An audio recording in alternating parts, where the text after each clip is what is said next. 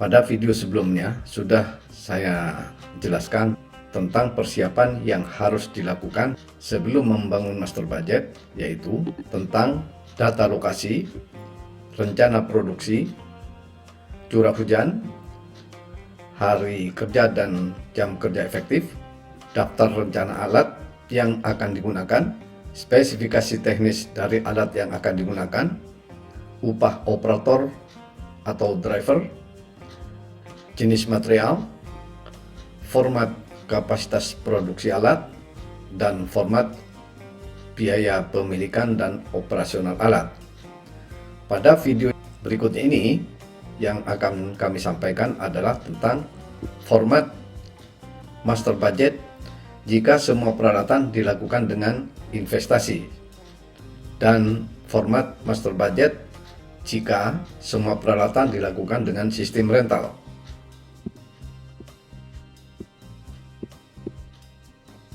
Kemudian ada dua format master budget, yaitu yang pertama format untuk investasi, kemudian yang kedua adalah format jika alat tersebut dilakukan dengan sistem rental. Kita lihat dulu format untuk investasi.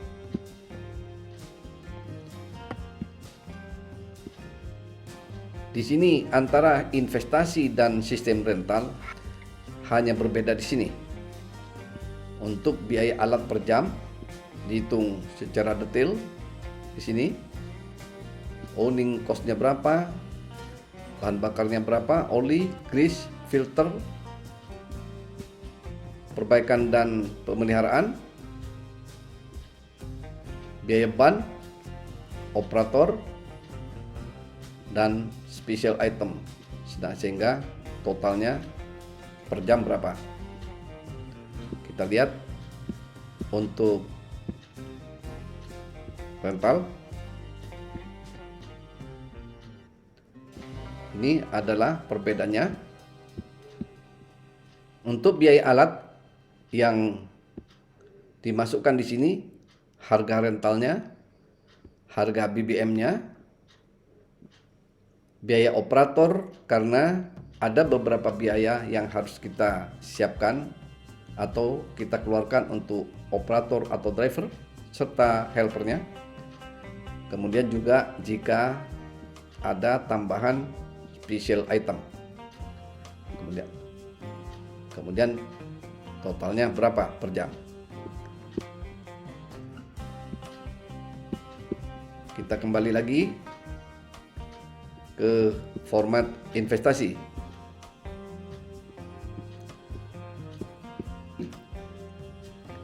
Pada kolom item atau deskripsi di sini, yang dimaksudkan adalah ini data overburden-nya.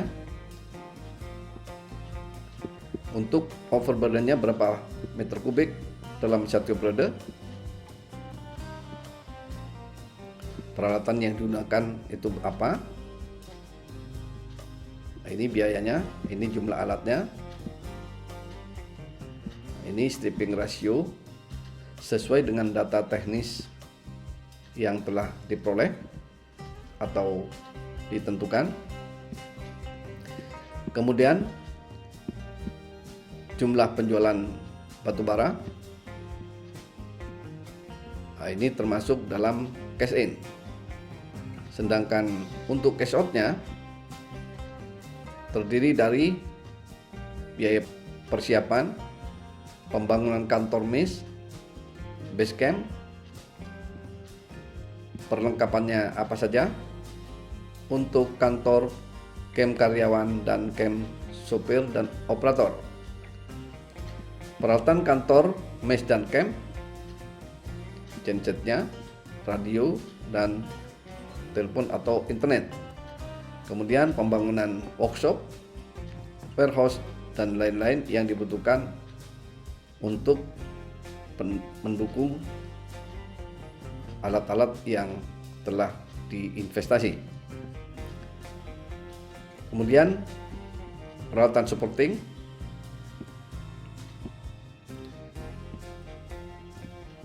berapa jumlahnya, alatnya yang digunakan apa, sedangkan ini biaya per jamnya. Maka diperoleh biaya dalam 1 tahun untuk peralatan yang ada di sini.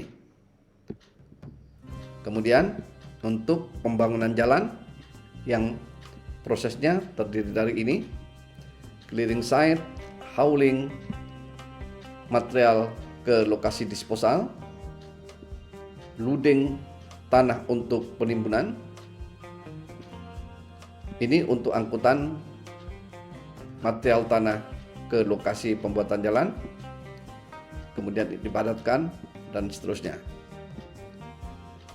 Berikut ini adalah untuk operasional yang terdiri dari pengupasan overburden dan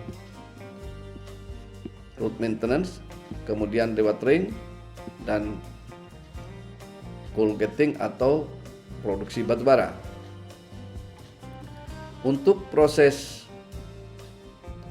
pengupasan overburden di sini dibagi dua, batuan lunak dan tanah biasa. Untuk batuan lunak, prosesnya ini grading atau leveling dengan alatnya yang digunakan apa, angkutannya, kemudian disebar di lokasi pembuangan. Kemudian untuk tanah biasa, ini prosesnya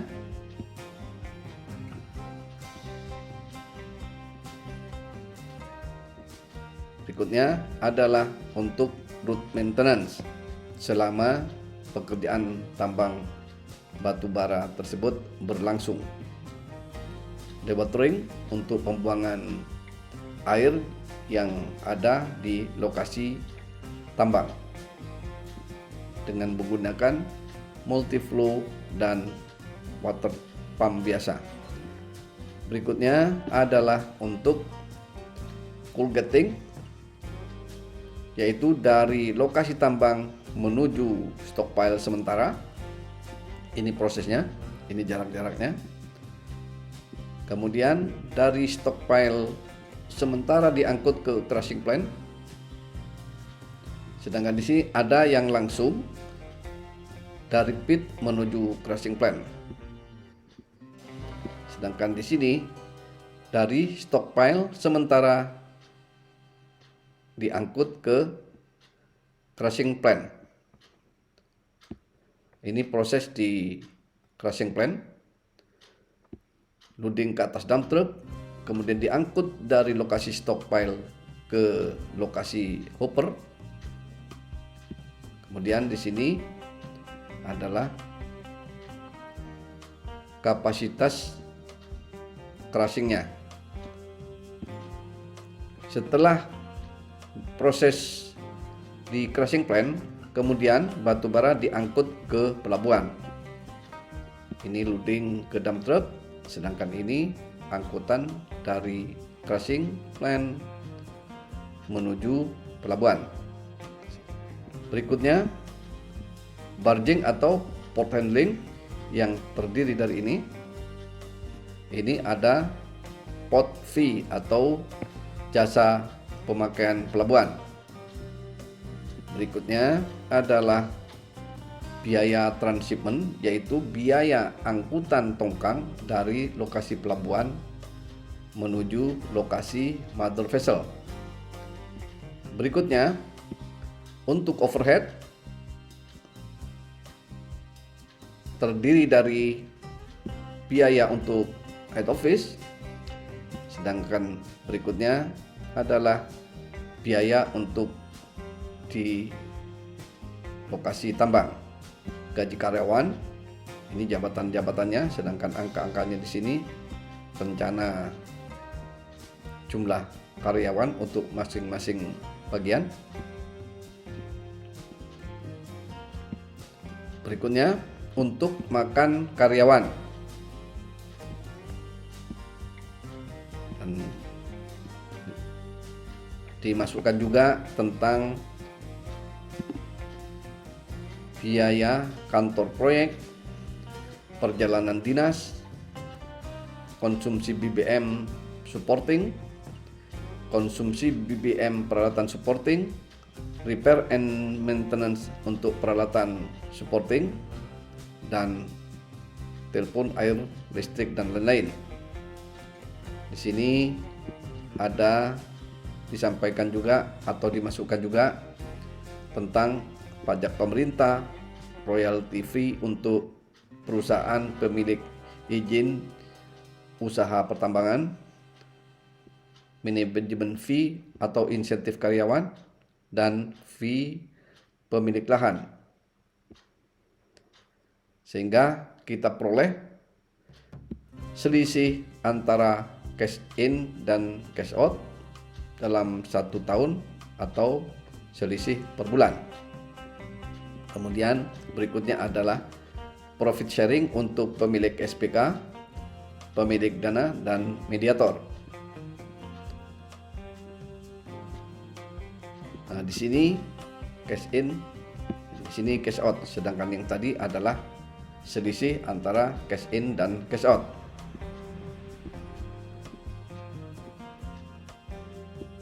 Di sini total biaya dalam 1 periode, sedangkan ini satuannya per meter kubik atau per ton. Untuk video yang akan datang, kami akan menyampaikan tentang bagaimana membangun suatu master budget untuk pekerjaan batu bara.